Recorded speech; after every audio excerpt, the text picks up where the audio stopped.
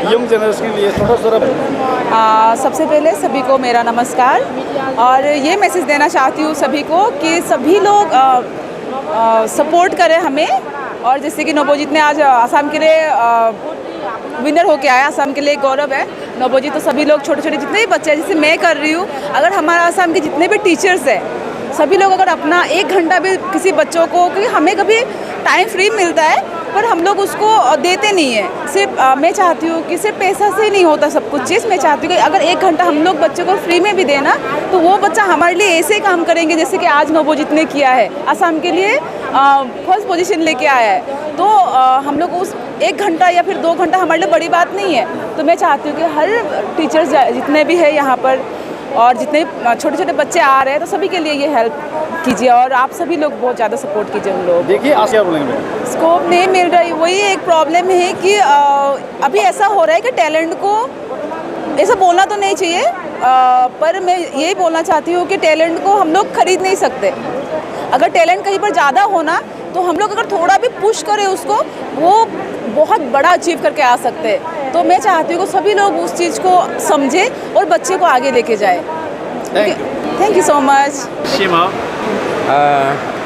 बाथि DID little master जा बादायलायनाय, बे बादायलायनायाव देरहासार जानो हानाय नवजित नार्जारी फंबायनिसिम जोंनि फिसानिसिम जोङो गोजोननाय बावग्रोबाय। बर' हारिखौ गोजौ थाखोआव मोनसे स्टेप बियो आवगायहोबावबाय होननानै, मानोना बर' हारिखौ दिनै सिनायथिया बिथांनि दारैबो फैबाय।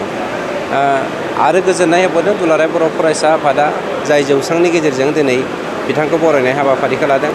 आरो बे बरायनाय हाबाफारियावनो जोंनि BTR सरकाराबो मानव गेदेर प्रमद बर' बिथांनि बिथोन बायदियै जों दिनै डिक्लेयार खालामनो हाबाय जे जोहोलाव नीलेश्वर ब्रह्म बान्था, जाय बान्थाखौ जोंनि हारिमु आयदायाव बाहागो लानानै बर' हारिखौ सिबिनाय जोंनि बे सिबिगिरि बिथांमोननो जों दिनै बोसोरफ्रोमबो बान्था होलांनो हासिगोन।